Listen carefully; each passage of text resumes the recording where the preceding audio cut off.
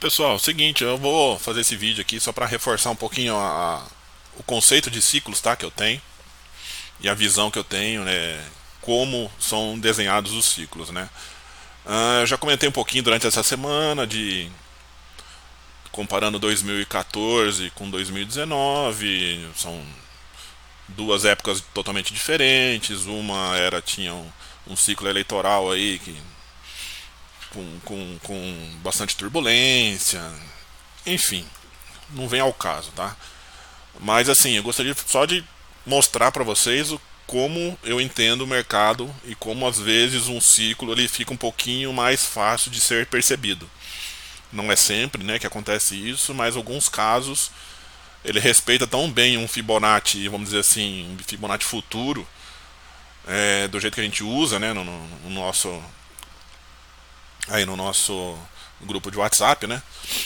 Então, assim, às vezes ele vem respeitando e tem uma certa lógica e a gente acaba percebendo às vezes um pouquinho tarde, né? Porque o começo de um ciclo ele é meio turbulento, assim, né? Mas na hora que a gente pega o jeitinho dele, fica um pouquinho mais fácil de enxergar o mercado e os cenários, prováveis cenários que pode estar por vir, tá?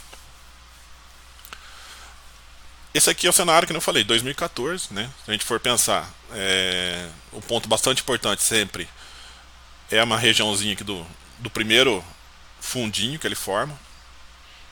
Foi nessa época aqui, em 2014, que eu percebi uma certa. Comecei a estudar um pouquinho, né? Essa forma de projeção aqui.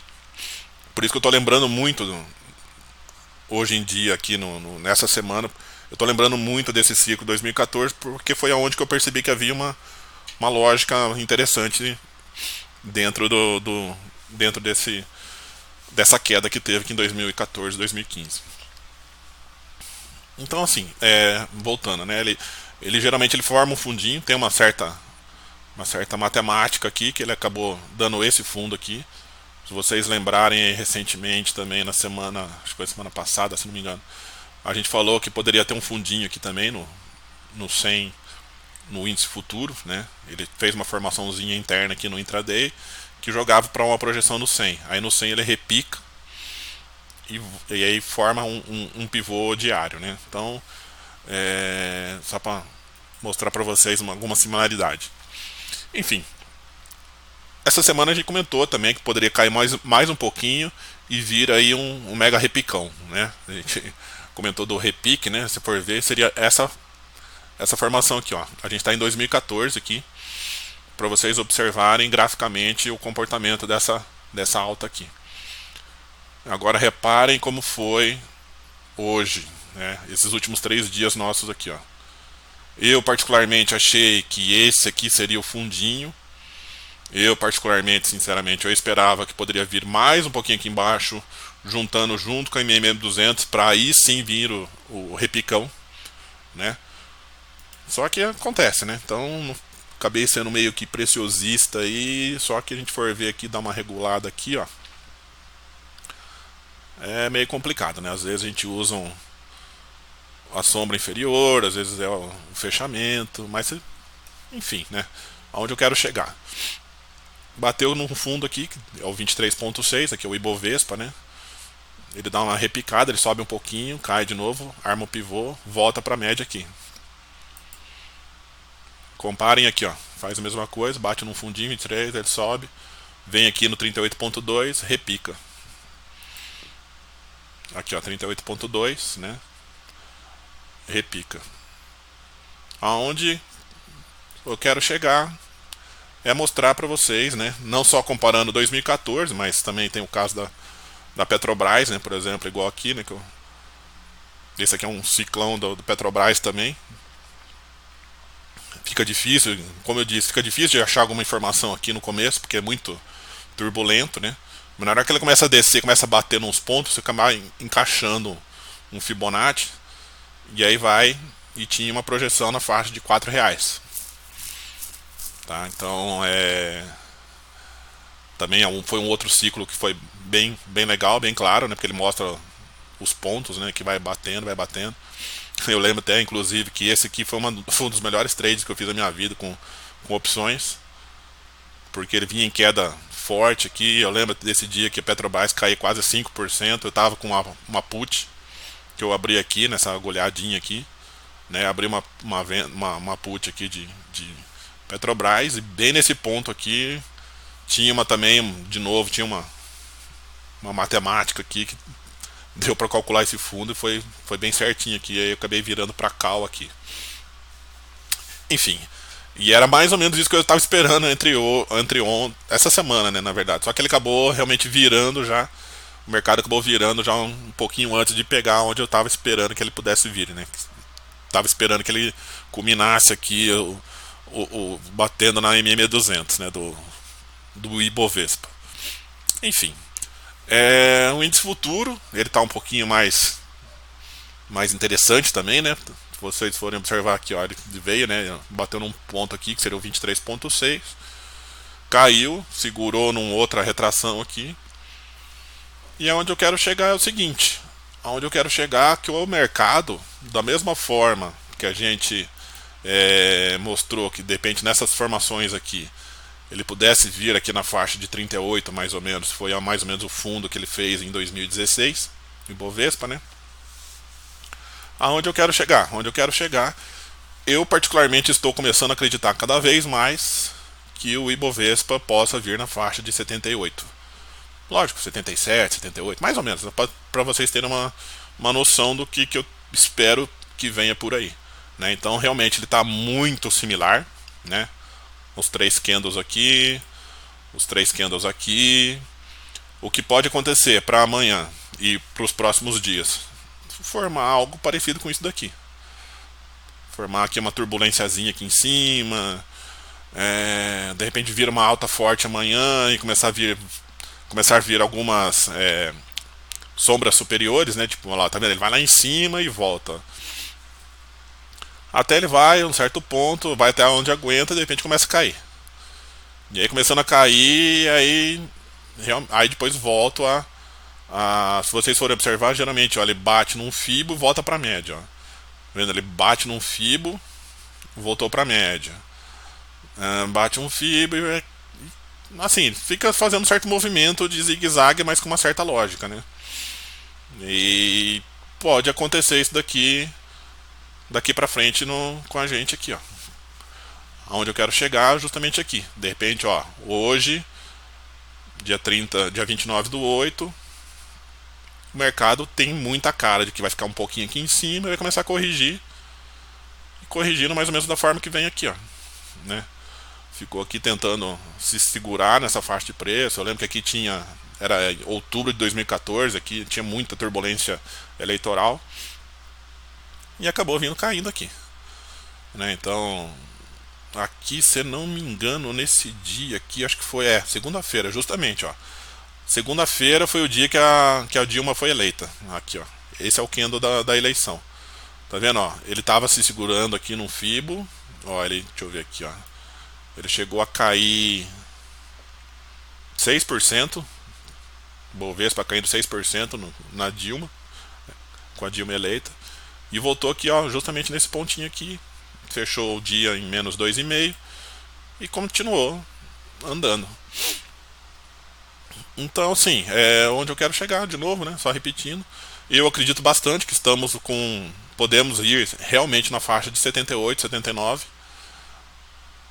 E aí vai de cada um saber se segura alguns papéis ou não. Enfim, né? Eu particularmente acho complicado segurar alguma coisa sabendo que ele pode cair. Mas enfim, aí depende muito do perfil de cada um, né? O que pode acontecer para isso tudo que eu estou falando até agora dar errado? O que pode isso tudo acontecer? Porque tem duas coisas que eu trabalho, que são ciclos e são agulhadas, né? Quem já conhece meu trabalho sabe que eu trabalho com ciclos e agulhadas. O que a gente tem aqui, informação, né? Dá muito a entender que é um ciclo de queda, indo para a faixa aí, vamos arredondar aí para 78k, né? Entre 75 e 80, vai. Só que se a gente for ver, o que acontece? Olha o Ibovespa semanal. O Bovespa semanal ele veio até aqui embaixo e está reagindo essa semana agora. E a gente sabe que dependendo se amanhã, por acaso, continuar em alta, ele joga as três médias por dentro e pode acionar um movimento parecido com esse aqui, ó, e continuar subindo nas próximas semanas e abortando esse movimento aqui. Então, assim, tá bem complicado de saber se, ó, se eu entro pesado, se eu não entro, se eu compro, se eu não compro. Eu, particularmente, minha opinião pessoal é que eu acho que a gente realmente volta, sim, pra faixa do 78 mil. Vai muito depender de amanhã. Então, assim, tem essa, né? Tem essa formação aqui que de repente pode formar realmente uma agulhada, caso feche aqui acima de 101, 102, aqui o Ibovespa, né?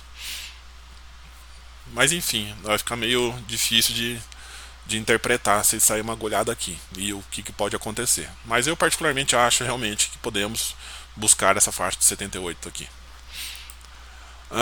Também uma outra forma de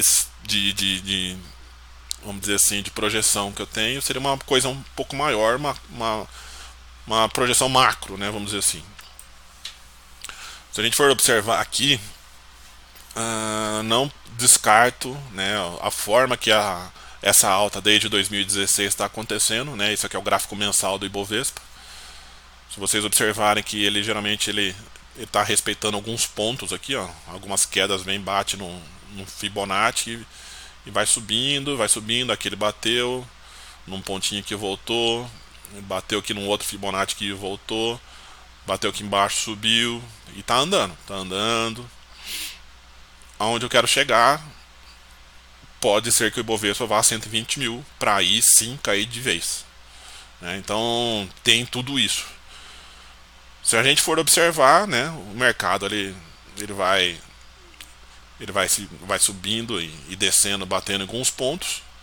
Se a gente for pensar, juntar uma coisa com a outra, tem um cenário que também que pode ser interessante. Se a gente for observar que de repente podemos voltar a 78 mil, só que a gente pega um gráfico macro, a gente observa que tem um 78 mil aqui, né? E ele é uma faixa, um ciclo, é um patamar de Fibonacci dentro desse grande ciclo. O que eu queria dizer, talvez, que podemos ter algo macro fazendo isso daqui. Não duvidaria, de repente, fazer alguma coisa nesse sentido assim.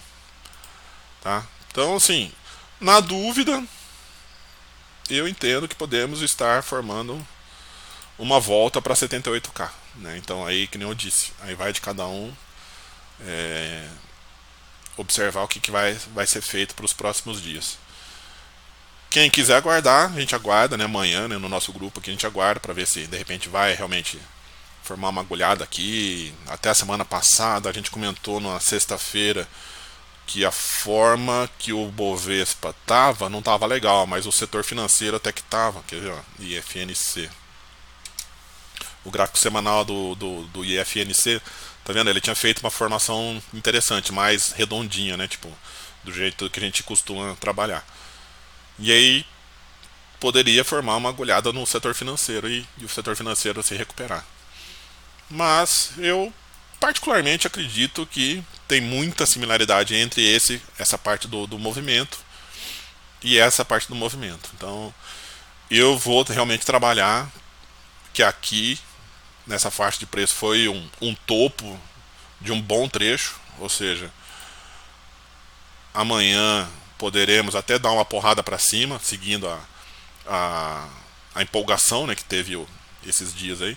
Então ele pode dar uma porrada para cima para depois voltar a cair e formar um topo que não vai ser atingido tão cedo, né? Então por isso que eu sugiro bastante cautela, tá? Então de repente, sei lá, você está com um papel aí hoje que você comprou, ele caiu, se não foi estopado e de repente ele subiu hoje para uma faixa de preço interessante, que de repente no 0 a 0, talvez valha a pena ser, sei lá, vale a pena acabar saindo do papel esperando que possa vir por aí nas próximas semanas, tá bom?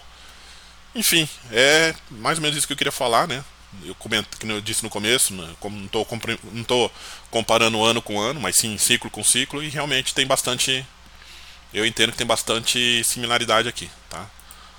Então é isso daí. Então eu acredito que amanhã, essa semana, de repente possa ficar um tempinho aqui turbulento aqui em cima, nessa faixa aqui, pra aí sim começar a cair. Beleza? Falou, até mais.